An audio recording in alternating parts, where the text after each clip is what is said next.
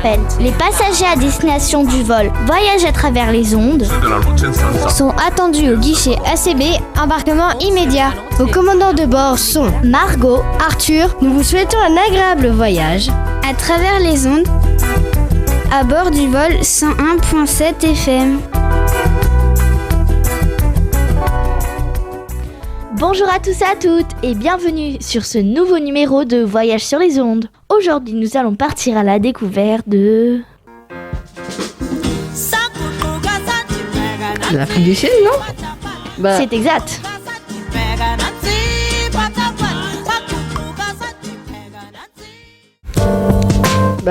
L'Afrique du Sud, c'est un pays magnifique et étonnant où je suis allée il y a un an. L'Afrique du Sud se situe tout près de nous, à l'extrême sud du continent africain. Ce pays comporte 58 millions d'habitants, quasiment 9 fois plus qu'à La Réunion. Il y a toutes sortes de paysages magnifiques. Ah bon, Arthur ? Tu connais tous ces paysages ? Mais bien sûr.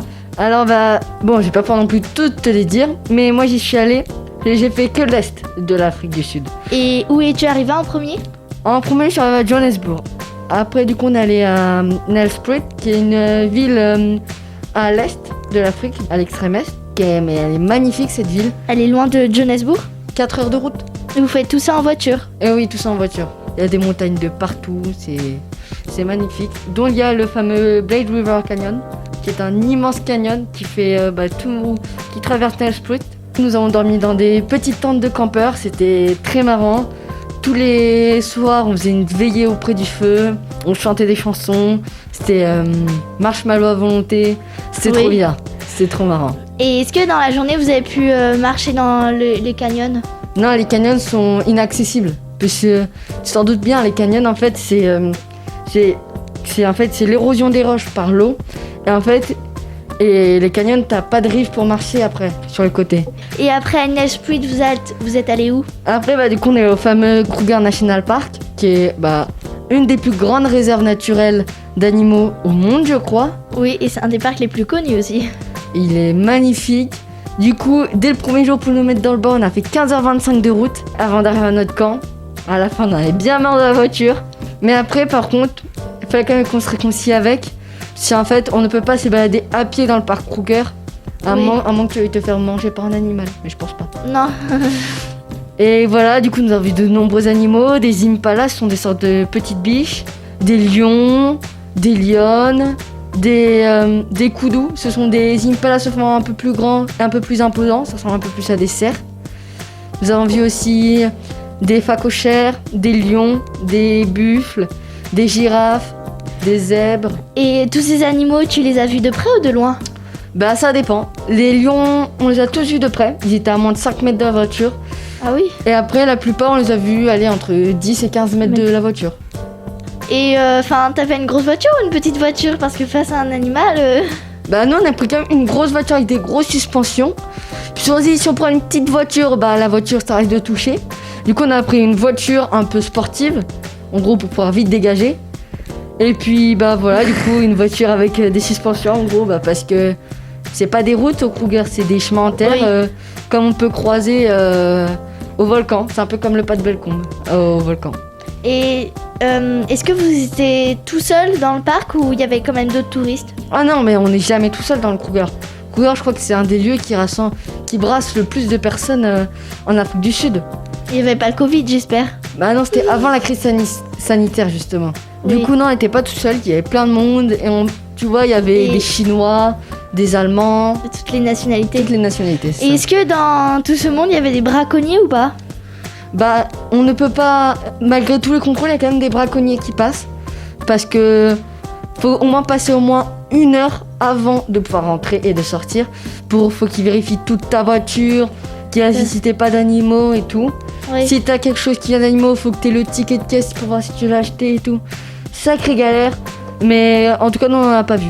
Mais il y avait de nombreuses équipes qui nous disaient les gardes. Ils croisent toujours 1 ou 2 braconniers par semaine. Ah oui, quand même. Oh là là, le désastre animal que ça fait.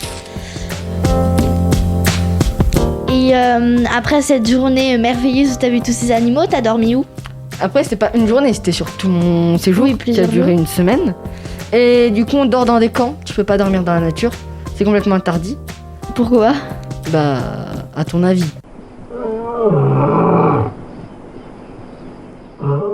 T'as peut-être des rhinos qui pourraient te charger pendant la nuit. Oui. Je sais pas, hein. Non, mais non, du coup, faut que tu dormes dans des camps. Les camps qui sont sécurisés, il y a des grilles partout. Et donc, après toutes ces aventures au parc Kruger, vous êtes allé où ? Après, du coup, on est à Santa Lucia. Santa Lucia, qui est une magnifique ville aussi, qui ressemble quand même un peu plus sur notre île. C'est des plages magnifiques, avec du sable blanc. C'est très sauvage. T'as pas de surfeur, puisque tu peux pas te baigner. Pourquoi ? Puisqu'il y a des requins, comme chez nous, comme c'est l'océan Indien. Ah oui. Et il y a aussi, c'est aussi une mer très très agitée.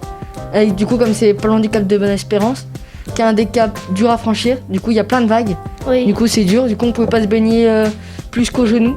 Santa Lucia, c'est quand même très choquant. En fait, les gens qui vivent à Santa Lucia, les maisons, on n'a pas vu une maison sans barbelés. Ah oui ? Ouais, parce qu'ils avaient tellement peur que les gens se fassent voler. C'est impressionnant. Il y a des barbelés à toutes les maisons, il y a des pics, il y a des gardes. Il y a tellement d'inégalités dans ce pays que... Ouais, par exemple, on va revenir à Johannesburg. Johannesburg, c'est déjà une immense ville. Et tu sais si les habitants de Johannesburg qui vivent dans les bidonvilles, ils ont accès à l'eau courante et à l'électricité ? Je pense pas, parce qu'on n'a pas vu beaucoup de poteaux électriques qui passaient par la bidonville. Oui.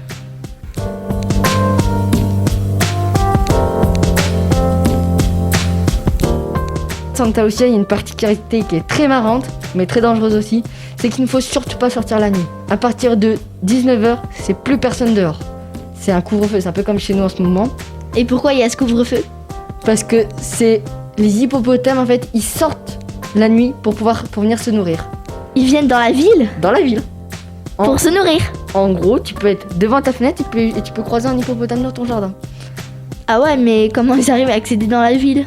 En fait, la ville est tout près de la mer. Et les hippopotames vivent dans la mer ?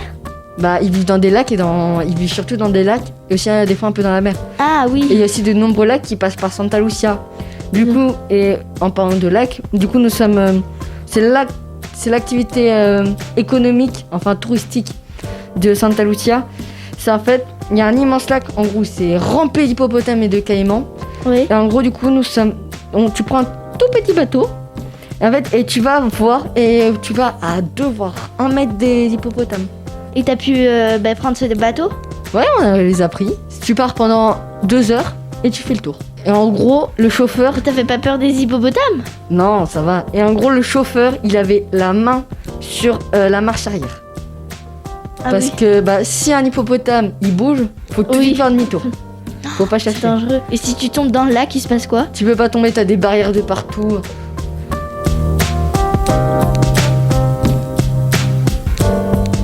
Mais tous les Africains savaient parler anglais ? Oui, pratiquement tous les Africains savaient parler anglais. Une fois, on est dans un restaurant à Santa Lucia. On avait une serveuse extrêmement gentille qui nous a appris quelques mots de Zoulou et voilà. Et c'était très bien. Et du coup, nous en contrepartie, on lui a appris quelques mots en français. C'était très marrant. Ouais. Et les Africains, si tu devais décrire les Africains en un seul mot, tu les décrirais comment ? Extrêmement gentils. Et parce que ceux qui vivent pas, je vais pas dire dans la pauvreté, mais ceux qui vivent pas très aisément, ils sont extrêmement gentils. Et si tu devrais sortir, faire une conclusion de ce voyage, qu'est-ce que tu peux retenir ? C'est un voyage magnifique. Moi, je vous le conseille, c'est vraiment c'est un des plus beaux voyages que j'ai fait. Parce que tu découvres de nouvelles cultures, t'es complètement dépaysé. Parce qu'on passe de la ville à la montagne. À la nature, à la savane aussi. La nature, la savane, voilà. Il y a de tous les paysages pour tous les goûts. C'est ça. Ouais, voilà, du coup, un voyage ne suffit pas pour tout faire. Par exemple, nous, on a fait que l'Est et on est parti pendant 2 semaines. Merci Arthur pour ce magnifique voyage qu'on a pu suivre à travers les ondes. J'espère que les auditeurs ont été emportés avec tes aventures. On se dit à la prochaine. Sur Radio ACB 100.7 FM. Dernier appel. Les passagers à destination du vol Voyage à travers les ondes sont attendus au guichet ACB, embarquement immédiat. Vos commandants de bord sont Margot, Arthur. Nous vous souhaitons un agréable voyage à travers les ondes à bord du vol 101.7 FM.